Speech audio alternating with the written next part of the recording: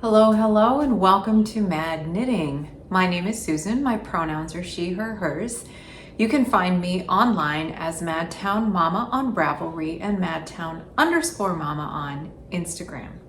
Today is October 22nd in the year 2024, and I am coming to you from my home in Madison, Wisconsin.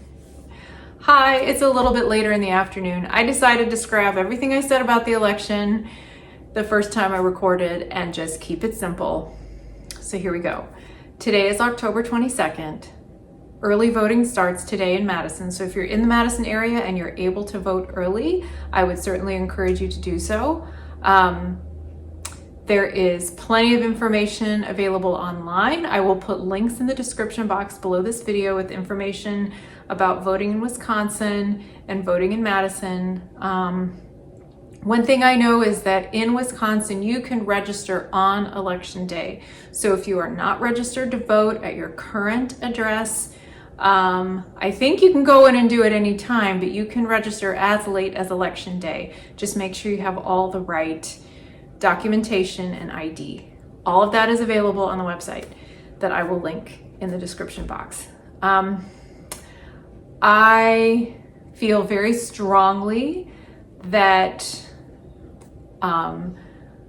it is my civic duty to vote in every election, not just the big ones in the fall every 4 years, but all the little local elections too. Those really matter. I know this is cheesy and you're hearing it a lot, but every vote counts, every vote matters. And the way I see it, there were a lot of people who fought really, really hard, and some of them died for the right to vote. So I take that responsibility very seriously, and I hope that we see a record turnout this election. And if you are eligible to vote, I highly encourage you to carry out that right and that duty yourself this election cycle. So that's all I'm going to say about that. On to the knitting. The purpose of this channel that I set up a little over 3 years ago was to document my crafting here on YouTube, online, and I'm having fun with it, so I intend to keep going. Mostly I'm a knitter. That's 99% of the crafting I do. I do also sometimes do a little sewing and a little quilting. That tends to be more sporadic. When I have something to share about those things, I do. Also, I obviously share my thoughts on social and political situations. I always put timestamps in if you don't want to listen to it. And occasionally I'll share about what I'm reading if it's interesting enough to talk about.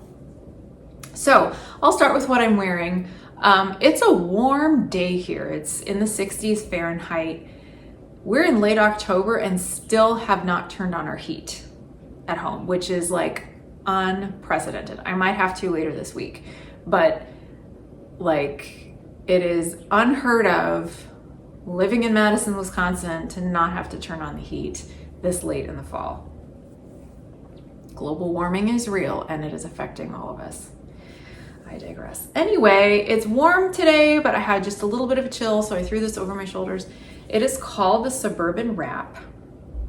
It's by Hoge Locatelli. I made this a while ago. I can't remember how long ago. Several years. I love it. It's like a really big scarf, basically. I actually used Suburban Stitcher yarn, which is what it called for. Not in the original colors it called for. I have no idea what these are called, these colorways, because it's from so long ago, but it is a silk blend, so there's a lot of nice drape. And the three colors I used are like this cream with a little bit of speckle, very light brown, and this speckly pink, which, you know, pink, most shades of pink I'm not into. I really liked how it went. I really like how this pink goes with the other colors. So hence that decision. So anyway, that's what I'm wearing. I have one finished object to show you, a bunch of works in progress. My mind is all over the place lately. That's just how it is. So I'm gonna share what I've got. Okay, my one finished project is this pair of socks, which I've shared about a couple of times before. They are a gift and I need to send them off soon. So it's one of the things that motivated me today to go ahead and record. I made up the pattern. And I don't have the ball band or the extra yarn with me, but I used Sun Valley Fibers Tweed fingering. So Sun Valley Fibers is pretty local to me. I think they're in Mount Horeb-ish, somewhere southwest of here, within an hour's drive or so. She does a lot of vending at many fiber festivals and stuff. So I think, you know, she's fairly well known in the indie dyer world. This is yarn left over from a sweater I made a few years ago. And I have enough left, I decided to make a pair of socks. So I cast on 68 stitches with a size 1 needle. The recipient's feet are a little bit bigger than mine, so that's why I went with 68 rather than my usual 64. And everything about this is pretty typical socks, except that I added this little bit of a colorwork detail at the very top under the cuff, and at the bottom just before getting to the toe. I really like how it looks. It wasn't too onerous to work that color work on a sock, and it's such a small section that it doesn't make it too tight to pull over the foot. So I'm very happy with how these turned out. In case you're new or unfamiliar with how I do socks, I always start from the cuff to the toe. I do one at a time. I use double point needles. I've never tried magic loop, no interest in that. You know, I learned like more than 20 years ago and I like how I do it and I have no interest in like changing my methods. Call me an old dog, that's fine.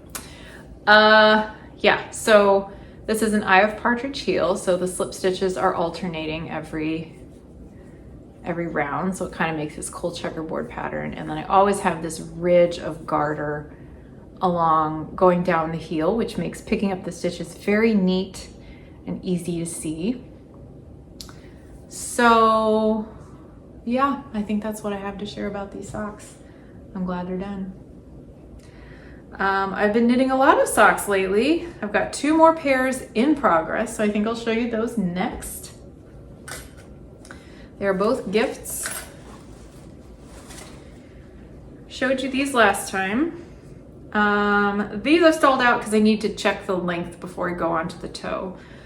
But these are, again, a gift for a friend who was admiring some socks I was making, so I decided to make her some. And I need to finish them soon because I'm going to see her soon. For these, I cast on 70 stitches.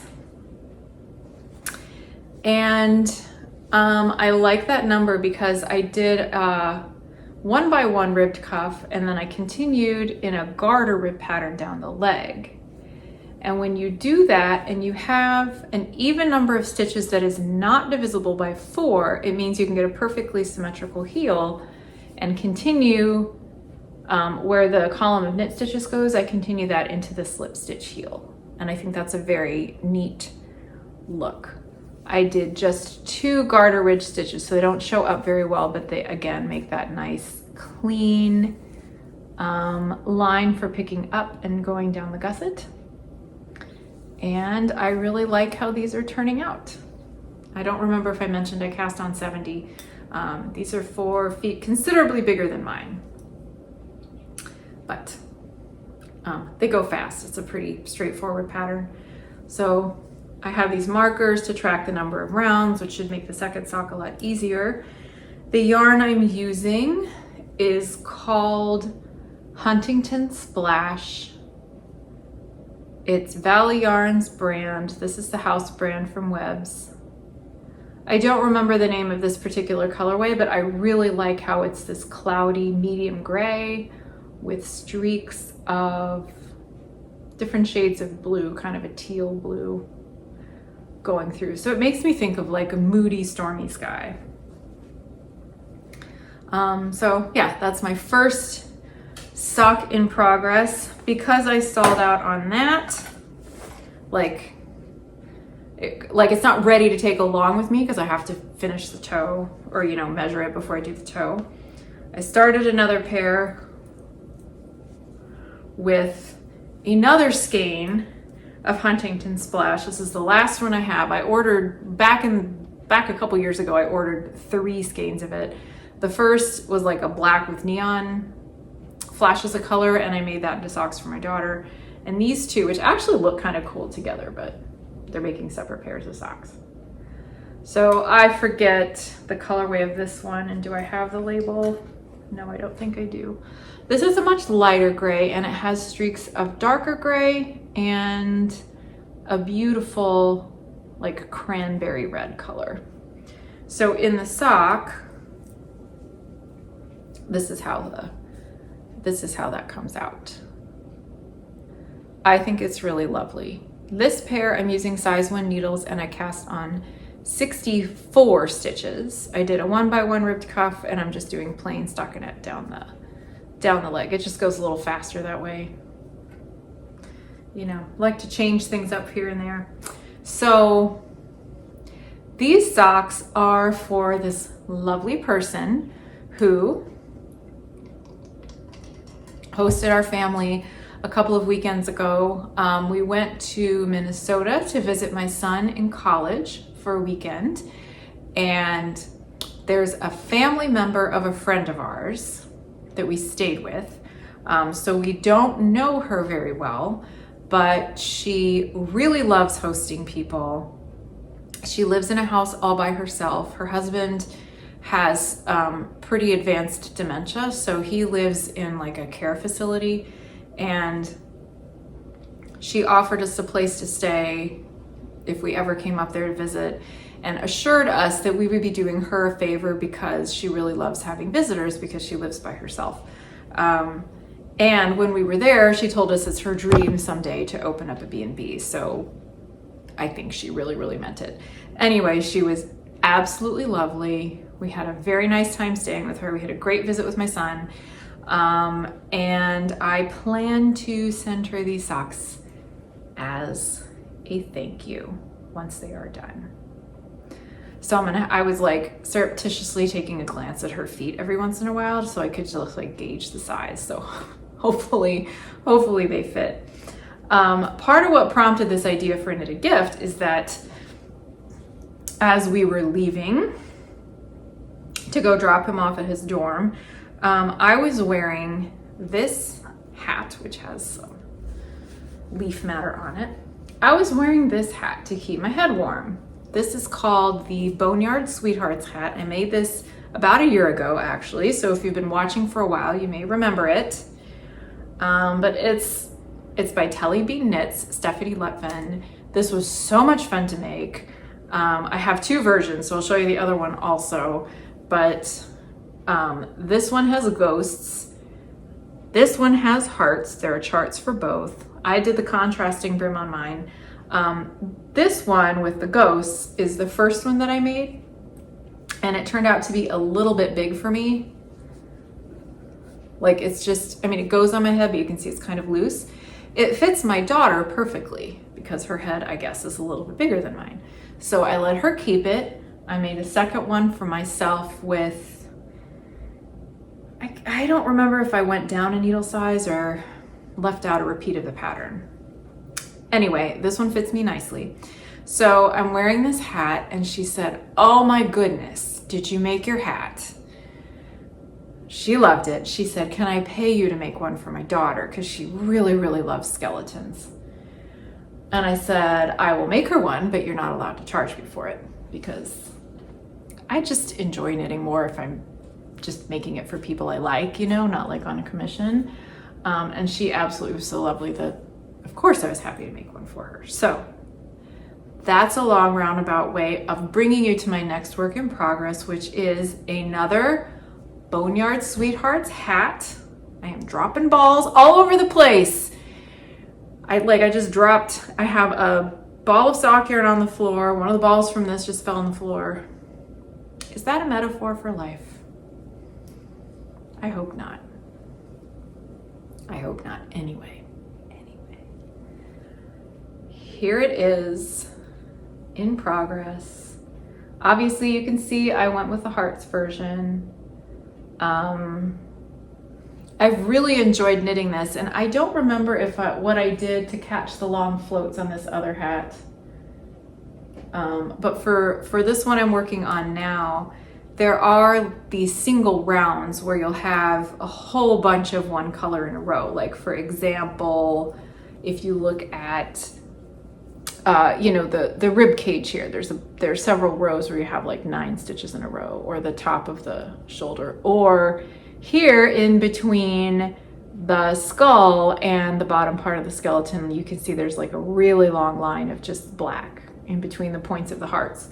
So I've been using ladder back jacquard technique to catch those floats because I think it just works better. Even if it's just for one row, I've been pretty happy with how that works.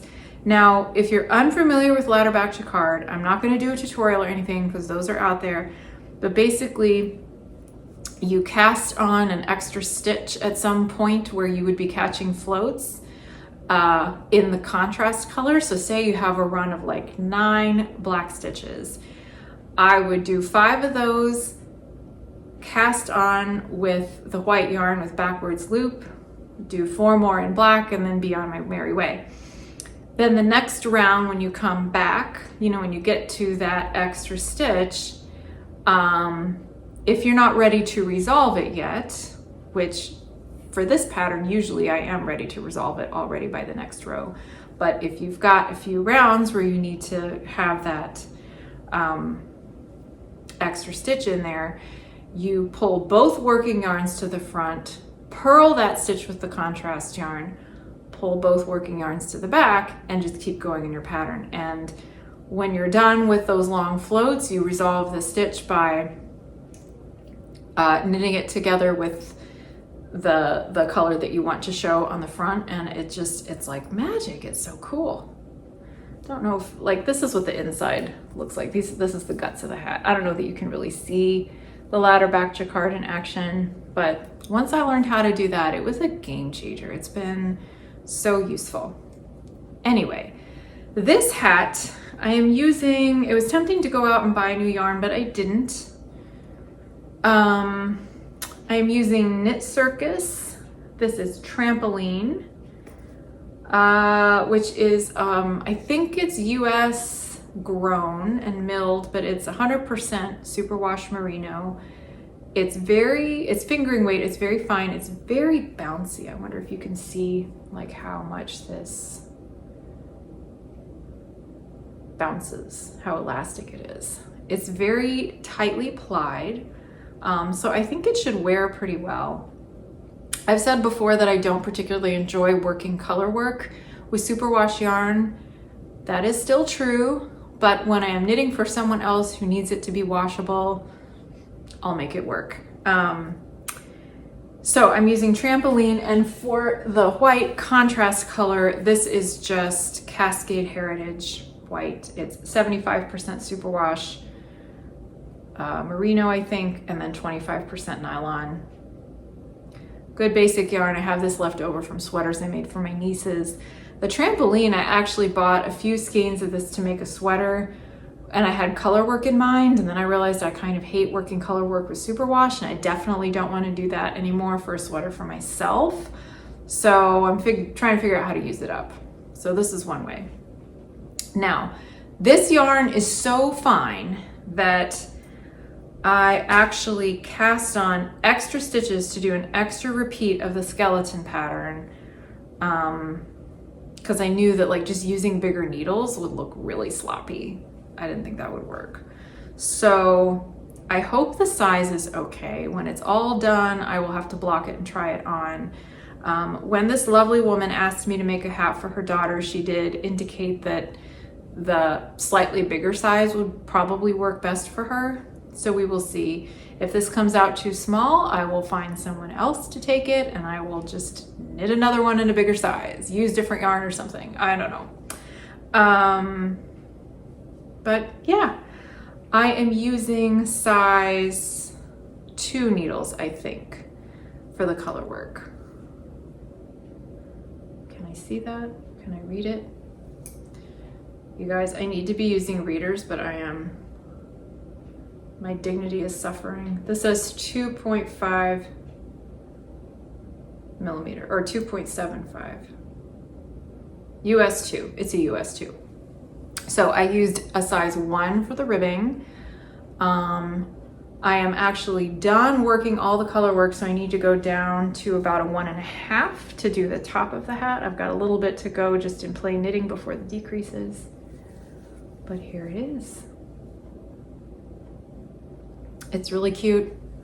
I'm really enjoying it.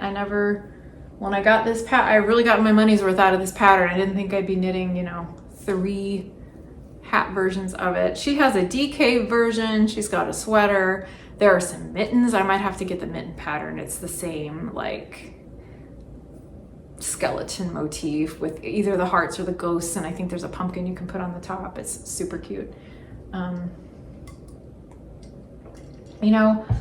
I like Halloween fine. I'm not super into it, but maybe it's the stress of the election season. Maybe it's the fact that my kids are like growing up and they don't care, and I need something to kind of help me feel festive. But I've been leaning into the spooky knits and enjoying that because, as you can see, I have made some progress on my light-hearted slip over spooky version. This is a pattern by Clara Eggers. I believe she is Danish.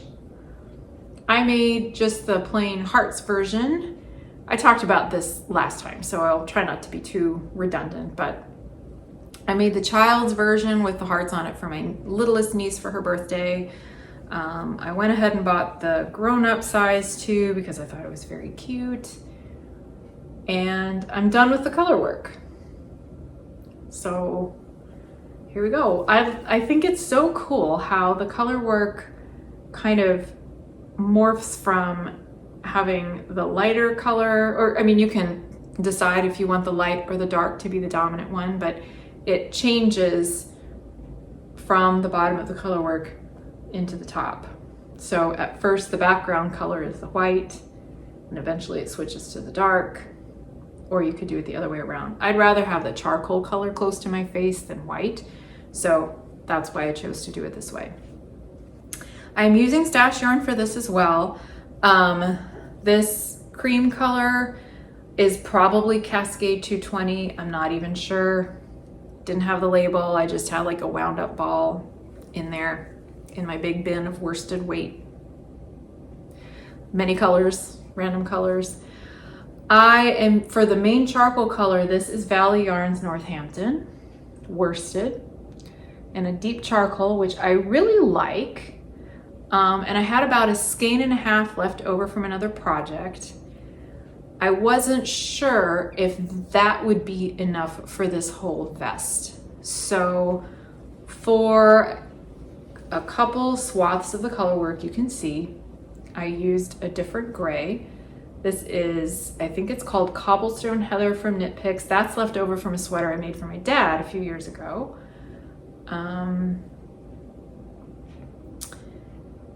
Just to sort of stretch out that gray so that I could have enough of this for the entire top, which hopefully I will. We'll see. I can get creative if I don't. So in some of the project photos that come with this pattern, it's like a very cropped vest situation. I don't really like wearing cropped stuff. I'm uncomfortable with things that stop in my midriff. Even if I've got on another shirt underneath, I do have this one vest I made as a kid that I wear sometimes, and I think that's kind of cute, but I just like it when stuff comes down to my hips. I don't know that it's particularly flattering on me to have things cut off right there. I don't feel comfortable with it. So, this will be like, probably, I want this to come to about my high hip. So I think I probably have a little bit more to go before I need to split for the armholes, but that's what I have. I definitely want to get this done in time for Halloween next week, just for fun, because why not? So that is that one. The other two works in progress, I don't really have much to show you because I haven't done a ton on them since I last made a video, which was probably 2 weeks ago. I've been focused on socks and those color work projects, and yeah, that's just where it is right now. But for posterity's sake, I'll just show you. I don't remember how far along I was on this, but it's the what do you call it? East End. Shoot, I forgot already. By Alicia Plummer. This is just a plain top-down V-neck t-shirt. I am using Zooey by Juniper Moon Farm, and this is my third attempt to make a sweater with this yarn. It's a cotton linen blend, and it has proved to be kind of a little bitch when I want to make anything with short rows or any kind of texture pattern. It just doesn't want to fit right. The first attempt I made was the Neela sweater by Natasha Hornby. Gorgeous pattern. I had a huge row gauge discrepancy between the front and the back. That wasn't going to work. Second attempt was the Cocoa Tea by Sari Nordland. The back neck rode up so badly that I don't know if it was the pattern or the yarn, but I'm going to blame the yarn for not wanting to relax enough, and had to abandon that as well. So 3 strikes and you're out. If this doesn't work, the yarn is for someone else, and I know I've talked about all that before. So anyway, I have at least joined in the round here. This is the beginning of the round and the bottom of the V-neck here.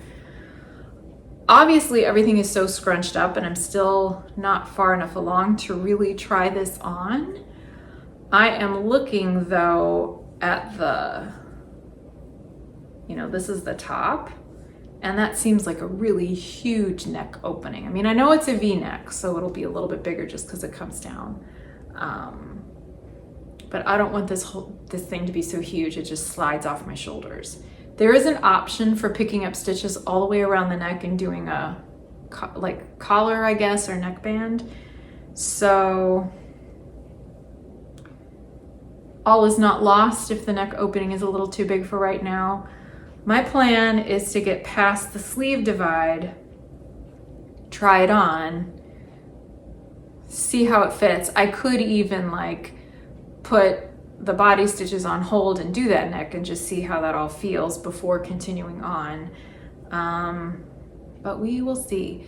The odd thing is, even though I've had 2 failed attempts at making sweaters with this yarn, I actually do like it. Even though it's a cotton linen blend, I thought I wouldn't enjoy knitting with it. I thought it might be hard on my hands.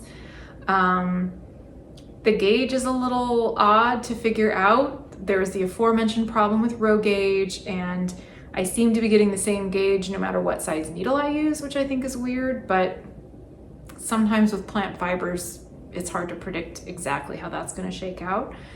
But I enjoy the tactile experience of knitting with this, so even if this doesn't work out and I have to give the yarn away, I don't really regret all the time that I have spent knitting with this yarn, to be honest. It's very pleasant. It's a little bit splitty, so I have to be careful, but the actual, how it feels is pretty nice. So there's that. The very last thing I have to show you, I had just started it at my last episode, so there's not a whole lot to show, and I think I'm partway through a row here. This is a cardigan. It's the uniform cardigan by Matter Made, Carrie Bostick Hoge. I don't even know if she's an active designer anymore. I just haven't seen stuff by her lately. So yeah, I don't know. I think the book this came out of is at least 9 years old. But here's where I am on it. I still haven't split for the sleeves, and yeah, it's just a bunch of stitches shoved on a needle. The yarn though, I love this yarn.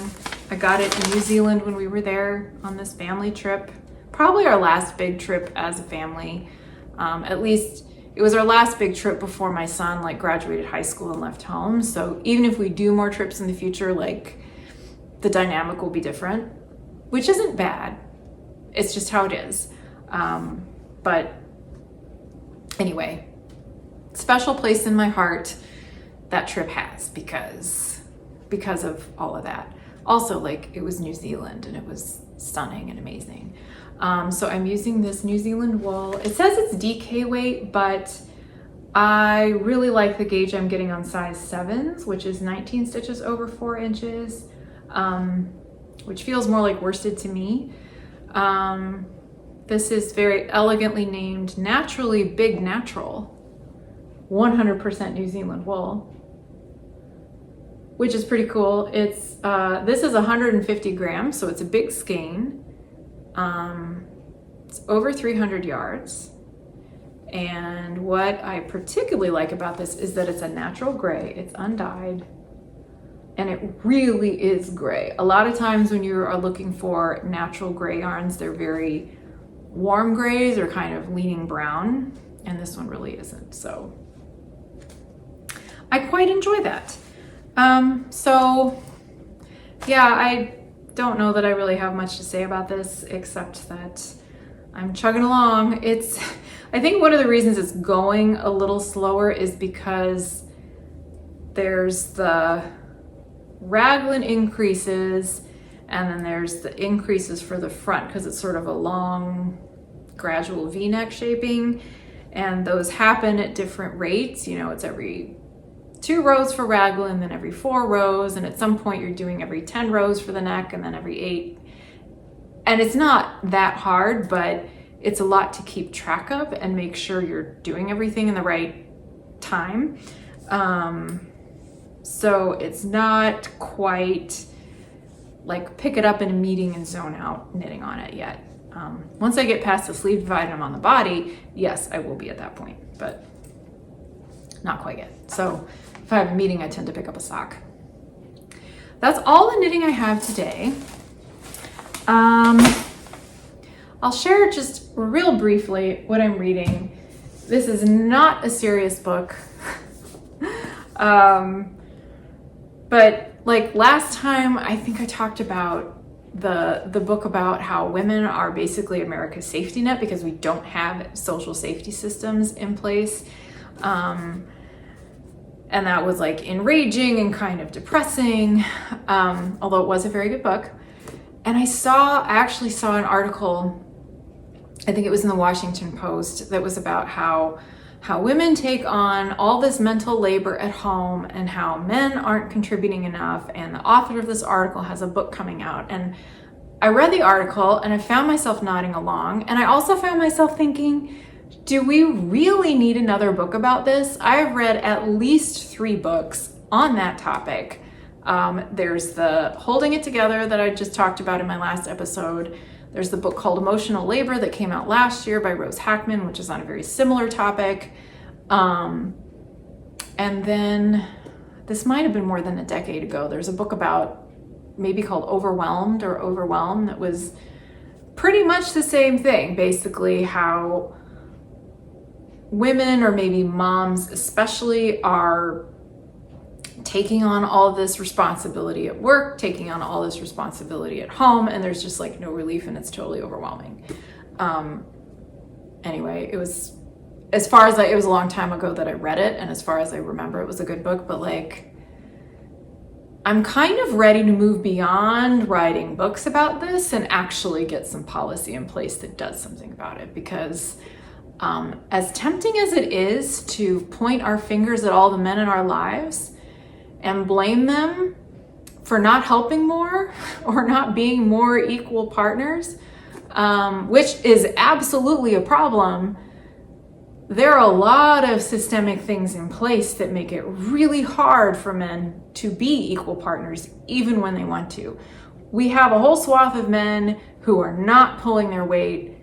That's one thing. But we have a whole lot of men who really do want to do their best and be good members of society and be like good partners, good dads, whatever, but just like can't because of the way just the way everything is structured. So anyway, I didn't mean to go on that rant.